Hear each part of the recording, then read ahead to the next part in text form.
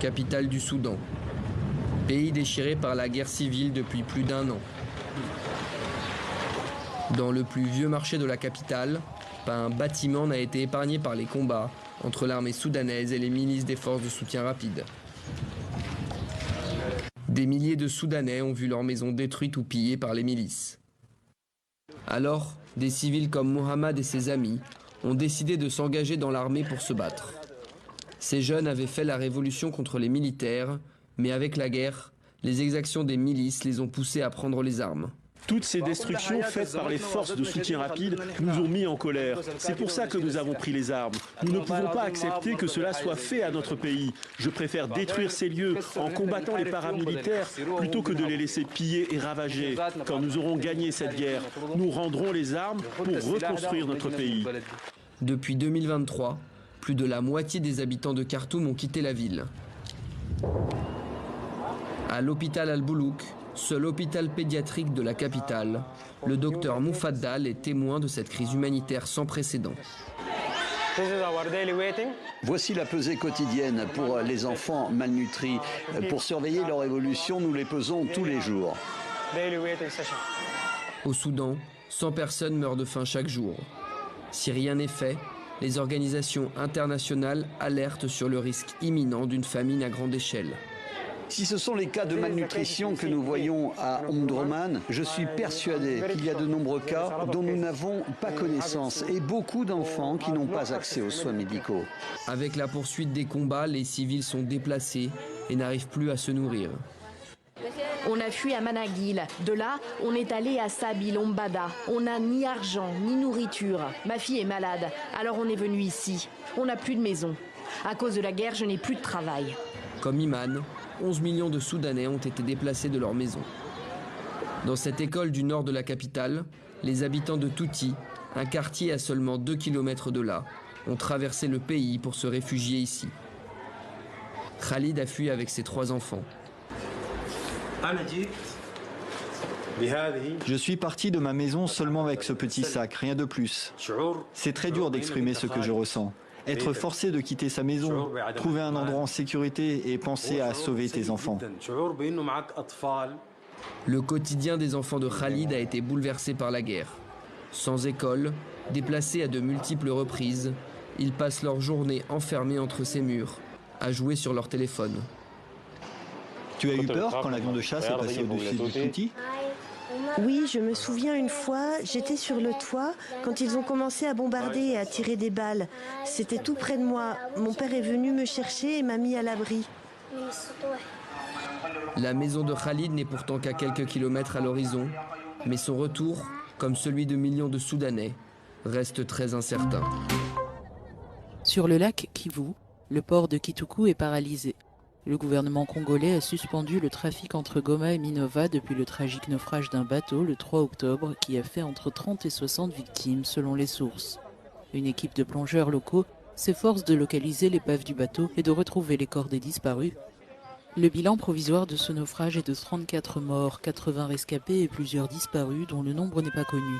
Les coordinations de la société civile de Minova et de Mfunishanga dans le Massissi ont déclaré avoir identifié 163 disparus.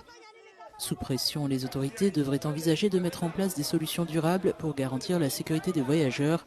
Le gilet de sauvetage risque d'être obligatoire pour naviguer sur le lac, ce qui complique l'approvisionnement en denrées alimentaires pour les commerçants en pirogue qui ne sont pas équipés. Selon plusieurs sources, les premières victimes pourraient être inhumées ce mercredi à Minova, à la limite entre les provinces du Nord Kivu et du Sud Kivu. Au Kenya, le vice-président Rigathi Gachagua a été destitué par le Parlement mardi. 281 députés ont voté en faveur de sa destitution, tandis que 44 ont voté contre. Un seul député s'est abstenu, soit 10 députés de moins que ceux qui avaient voté la motion de destitution. Le vice-président est accusé d'avoir soutenu les manifestations antigouvernementales de juin dernier et d'être impliqué dans des affaires de corruption. Devant le Parlement, Rigathi Gachagua a vigoureusement défendu son droit à la présomption d'innocence, soulignant que ces accusations étaient infondées et ne justifiaient pas une telle décision sans un procès équitable. Cette destitution révèle des tensions profondes au sein du gouvernement. Si le Sénat venait à la confirmer, elle marquera un tournant dans les relations entre le président William Ruto et son colistier. Leur ticket réuni sous la bannière Kenya Kwanza UDA avait remporté la présidentielle en août 2022. Le Sénat devrait se prononcer dans les jours à venir. À Accra, au Ghana, l'adoption du projet de loi anti-LGBTQ continue de créer la controverse. Les Ghanéens sont descendus dans les rues de la capitale ce mardi pour demander à la plus haute juridiction du pays d'accélérer la mise en œuvre du texte. À la suite de l'adoption du projet de loi par le Parlement en février, deux plaintes visant à empêcher les législateurs d'envoyer le projet de loi au président pour qu'il le signe avaient été déposées. D'autres voix contestaient la constitutionnalité du texte qui prévoit une peine d'emprisonnement de 3 ans pour les personnes s'identifiant comme LGBTQ. Le 17 juillet, la plus haute juridiction ghanéenne a reporté sa décision sur l'injonction, déclarant qu'une décision serait prise une fois que la constitutionnalité de la législation aurait été établie. L'approbation du président est la dernière étape nécessaire pour que le projet de loi devienne une loi, mais il peut également rejeter le projet de loi ou le transférer au Conseil d'État pour un avis plus approfondi. Le ministre jordanien des Affaires étrangères a souligné mardi que la priorité de son pays était de mettre fin à l'agression israélienne sur le Liban.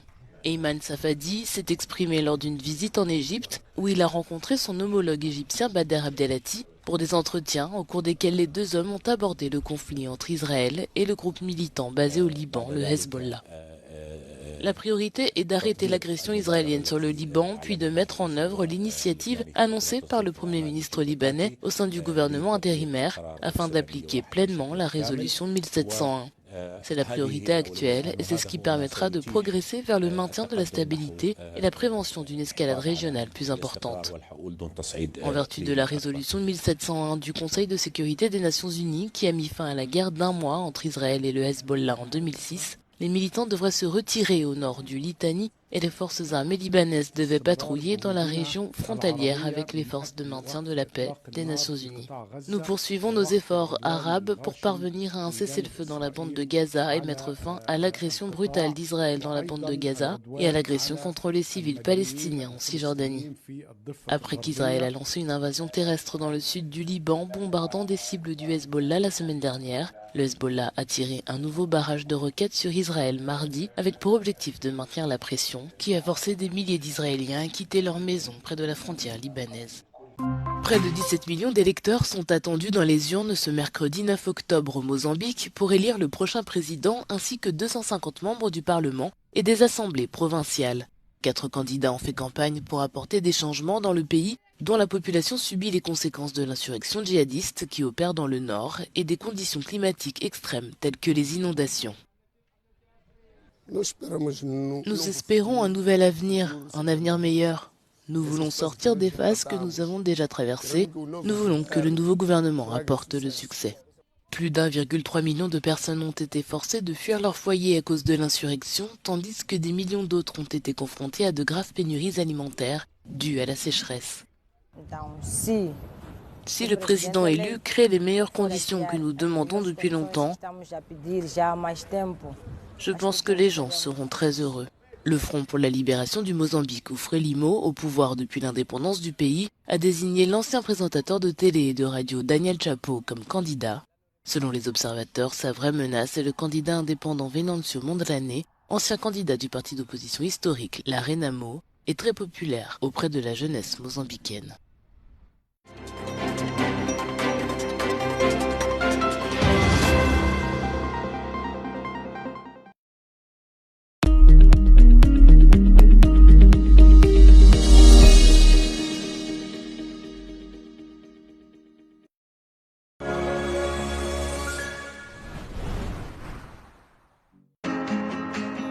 ngeen ngir ànd ak ñun ci anamu tukki bu bees